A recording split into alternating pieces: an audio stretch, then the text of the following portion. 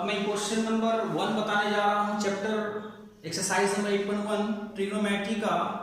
इस पे क्वेश्चन बोल रहा है त्रिभुज ABC जिसका कोण भी समकोण है, AB बराबर 24 cm और BC बराबर 7 cm निम्नलिखित का मान ज्ञात करें। तो पिछले वीडियो में आपने देखा था कि ट्रिग्नोमेट्री जो है वो समकोण यानी राइट एंगल पे बेस्ड है, यानी राइट एंगल ट्रायंगल पे बेस्ड है, यानी जिस त्रिभुज का एक कोण 90 डिग्री हो उसे समकोण त्रिभुज कहते हैं। तो यहाँ पर समकोण बोल दिया, यहाँ पर बोल रहा है B क्या है, समकोण है। तो एक समकोण त्रिभुज बनाते हैं, एक समकोण त्रिभुज बनाते हैं जिसका एक कोण क्या हो, 90 डिग्री हो। ये 90 डिग्री का कोण बना दिए, 90 डिग्री का कोण जब बना दिए तो 90 डिग्री को ही बोलते हैं हम समकोण। तो यहाँ B लेना है समकोण। ये जहां पर भी 90 बनाएंगे उस जगह पे क्या लिए, B लिए, ये B लिए तो ये A ले लिए और ये C ले लिए। और इस जगह पे दिया हुआ है AB बराबर 24 cm, AB बराबर 24 cm, BC बराबर दिया हुआ है 7 cm। तो यहाँ पर हमको sin A और cos A और sin C और cos C का मान निकालना है। तो इसका मान निकालने से पहले हमको ये पता है, ये पता है, ये नहीं पता। त्रिभुज के 3 भुजा होते हैं, 3 भुजा में 2 भुजा दिया हुआ, 1 भुजा नहीं दिया हुआ। एक भुजा को हम निकाल लेते हैं पाइथागोरस प्रमेय से। तो हम लिखेंगे त्रिभुज ABC में, त्रिभुज ABC में एंगल B बराबर 90 डिग्री। जब एंगल B बराबर 90 डिग्री ले लिए तो AB बराबर दिया हुआ है 24 cm और BC बराबर दिया हुआ है 7 cm। अब हम यहां पर लिखेंगे पाइथागोरस प्रमेय से, पाइथागोरस प्रमेय से, पाइथागोरस प्रमेय में ये होता है कर्म का स्क्वायर बराबर लंब का स्क्वायर प्लस आधार का स्क्वायर। तो यहाँ पर हम डायरेक्ट 90 के जस्ट सामने वाला h होता है, यानी h हो गया या तो ये P या तो ये B। तो यहाँ पर हम h निकालने के लिए AC बराबर, यानी h के लिए फार्मूला होता है, पिछला वीडियो में बताया था, h बराबर root under P square plus B square होता है। तो h का नाम हो गया AC। तो यहाँ देखें AC बराबर B स्क्वायर, B हम या तो 24 होगा या तो 7 होगा। पिछला वीडियो में बता चुका हूं, या तो ये B होगा तो ये B, ये B होगा तो ये B होगा। तो यहाँ पर B की जगह पे 24 का स्क्वायर सपोज ले लिए और B की जगह पे हम 7 का स्क्वायर ले लिए। तो AC बराबर 24 का स्क्वायर हो जाएगा 576 और 7 का स्क्वायर हो जाएगा 49। AC बराबर हो जाएगा 625, यानी 576 को 49 से जोड़ेंगे तो 625 होगा। अब 625 को हम वर्गमूल करेंगे तो 25 गुना 25 में ये डिवाइड हो जाएगा।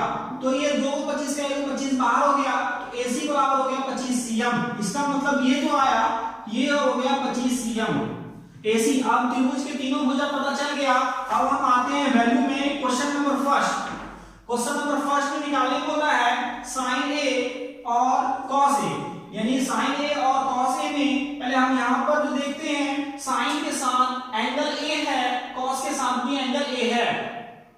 sin के साथ भी एंगल A है, cos के साथ भी एंगल A है। तो त्रिभुज में देखेंगे A एंगल कहां पर, ये एंगल है, ये एंगल A के जस्ट सामने। अभी ये तत्काल ये P हो गया, ये तो H फिक्स है क्योंकि 90 के जस्ट सामने वाला H क्या होता है, वो फिक्स होता है। ये एंगल A लेने बोल रहा है, यहाँ पर sin के साथ A है, cos के साथ A है, तो मतलब A एंगल A लेंगे, एंगल C नहीं लेंगे। एंगल A के जस्ट सामने वाला ये P हो गया और ये B हो गया, ठीक है। अब हम यहाँ पर लिखेंगे सपोज एंगल A के लिए, एंगल A के लिए P बराबर हो जाएगा 7 cm और B बराबर हो जाएगा 24 cm और H बराबर हो जाएगा 25 cm। अब हम यहाँ आते हैं sin A, यानी sin A का मतलब sin थीटा बराबर होता है P बटे H। पिछला वीडियो में मैंने सूत्र बताया था। तो यहाँ एंगल A के लिए P है 7 और H है 25, ये आंसर हो गया।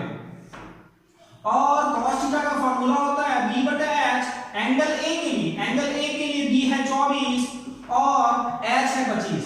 ये दोनों आंसर, एक नंबर का आंसर 7 बटे 25 और 24 बटे 25, ये दो का आंसर हो गया एक नंबर में। अब हम आते हैं दो सेकंड नंबर, 1 का सेकंड, ये तो एंगल A के लिए था। अब हम सेकंड नंबर में आते हैं। सेकंड नंबर में देखते हैं क्या है। सेकंड नंबर में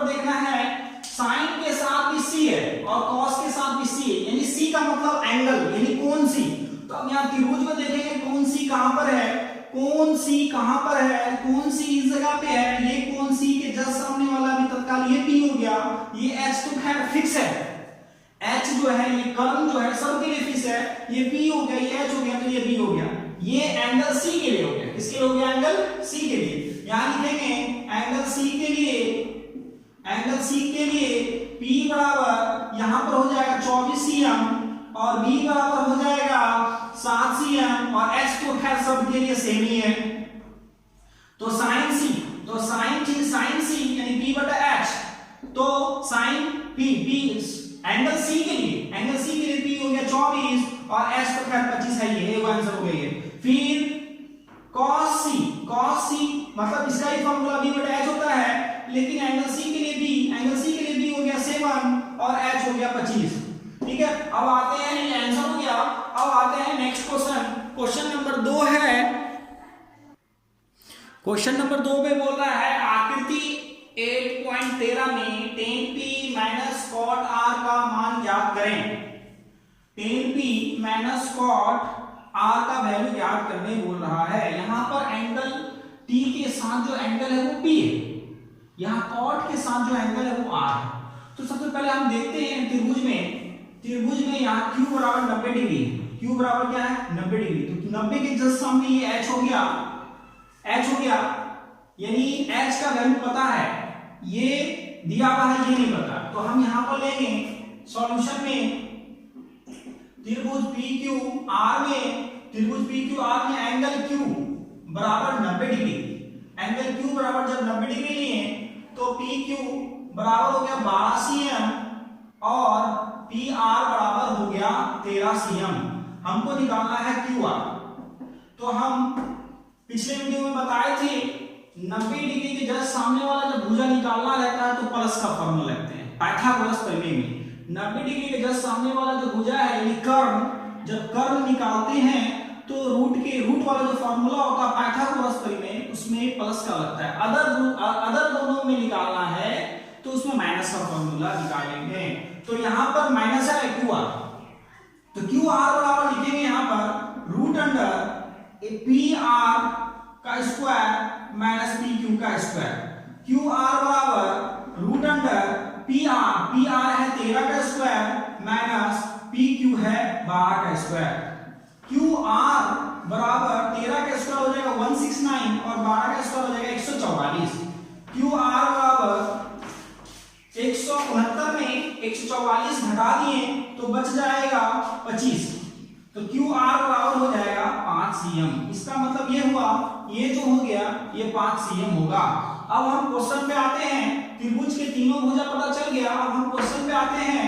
क्वेश्चन में यहां बोल रहा है tan p minus cot r, यानी एंगल p भी लेना है और एंगल r भी लेना है। तो उसके लिए हम कुछ यहां पर एंगल p के लिए एक काम करते हैं, एंगल p के लिए और एक साइड लिखते हैं एंगल r के लिए, एंगल p के लिए और एंगल r के लिए p b और h का मान ले लेते हैं, p b और h का मान ले लेते हैं।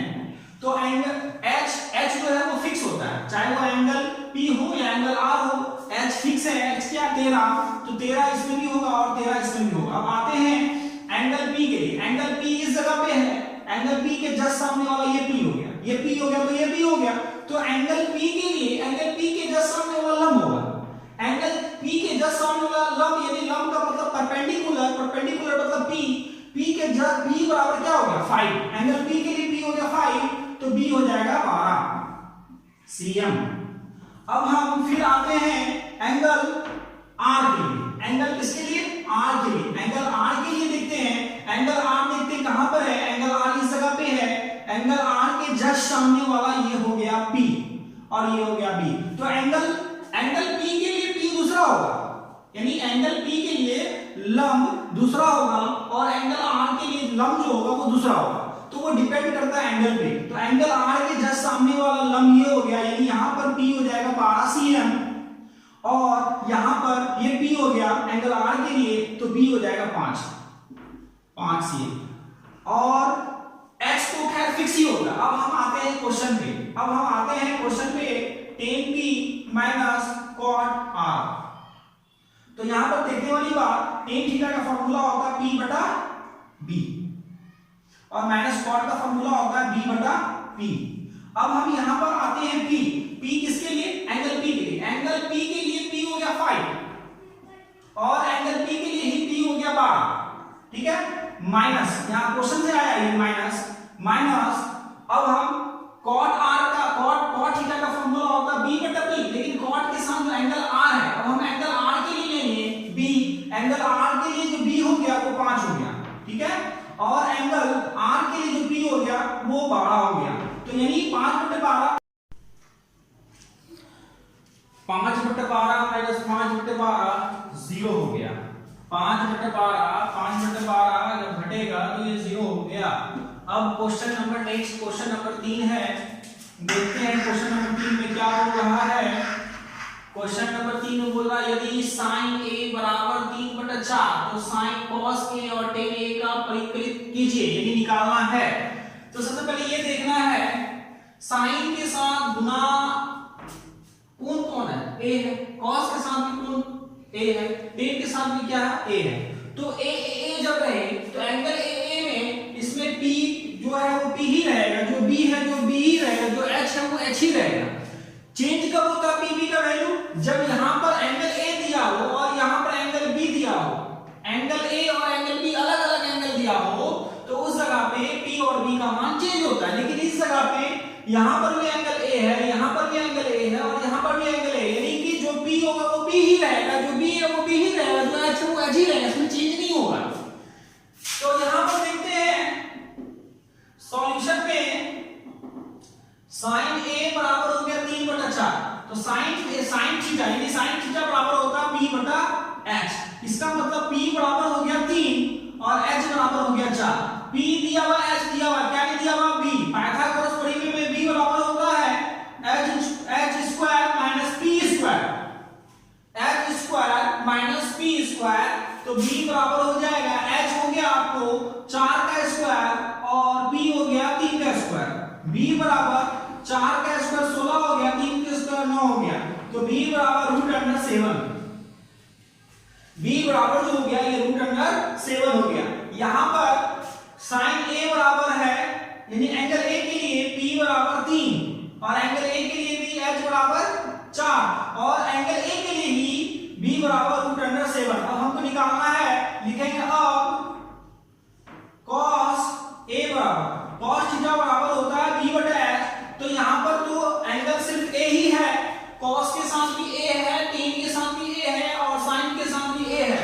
अगर कोई एलिमेंट तो है नहीं जो कि चेंज होगा p और b, तो यहां पर cos a यानी cos थीटा b बटे b बटा h, तो b का वैल्यू है √7 बटा h है आपको यहां पर 4, √7 बटा 4। फिर tan a बराबर होता है p by b, tan a बराबर p बाय b। यहां पर p है 3 और b जो है आपको अभी जस्ट निकाले हैं √7, ठीक है। इस प्रकार अब नेक्स्ट क्वेश्चन आते हैं, क्वेश्चन नंबर 4।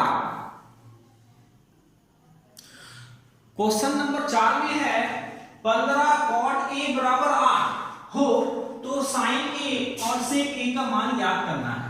तो यहां पर फिर देखना है, इसका जो एलिमेंट है cot के साथ a है, sin के साथ भी a है और sec के साथ भी a है। तो यहां पर त्रिभुज बनाने की जरूरत नहीं है। त्रिभुज बनाने की जरूरत कब पड़ती है, जब यहां पर cot a रहे, यहां पर sin c रहे या sin b रहे।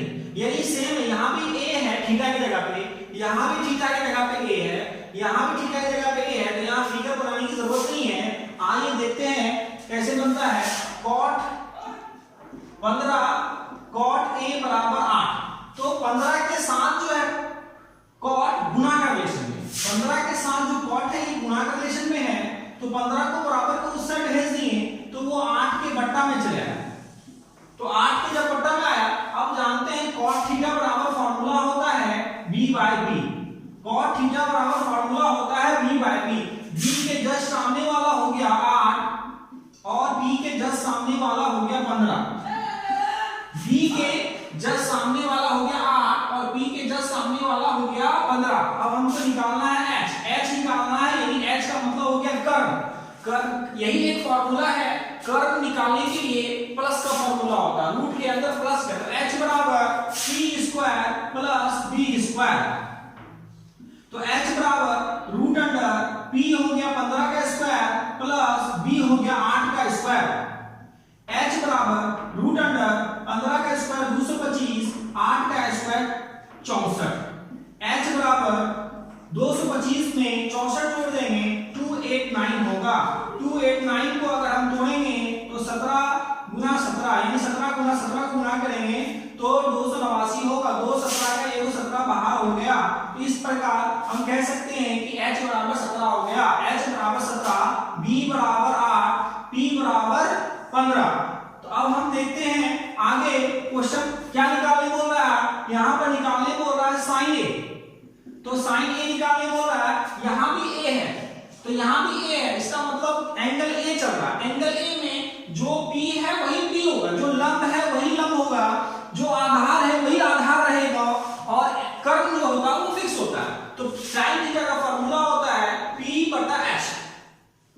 अब यहाँ देखते हैं P का वैल्यू है 15 और H का वैल्यू अभी जस्ट निकाले हम 17। एक आंसर हो गया। सेकंड बोल रहा है, सेकंड क्वेश्चन में बोल रहा है सेक ए, तो सेक ए, सेक जो होता है ये व्युत्क्रम होता है कॉस का, तो कॉस का फॉर्मूला b बटे h होता है, तो सेक का फॉर्मूला हो जाएगा h बाय b।